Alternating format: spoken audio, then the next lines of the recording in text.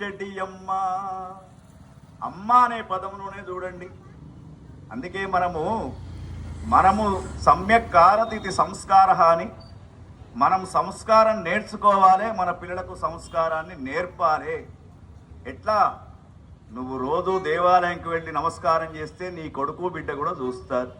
నువ్వు చక్కగా ఎర్రటి కుంకుమను పెట్టుకున్నావు అనుకో, మన సంస్కృతిని కాపాడుతారు మన తర్వాత తరం కూడా. అంతేగాని నువ్వే నాస్తికునిగా ఉన్నావనుకో, మరి ఆస్తికత్వం అనేది రాదు. అటువంటి విషయాలు చెప్పేదే ఈ యొక్క నవరాత్రి ఉత్సవాలు. మరి చాలామంది అనుకుంటాం ఇది నవరాత్రముల. ఇక్కడ కూడా ఉన్నది కొంత భిన్నం.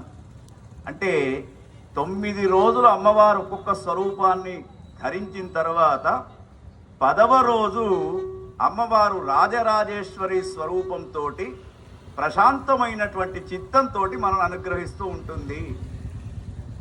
మరి నవరాత్రి ఉత్సవాలలో ఈ నవరాత్రులకు ఇంత ప్రాధాన్యత ఏమిటి అన్నారు.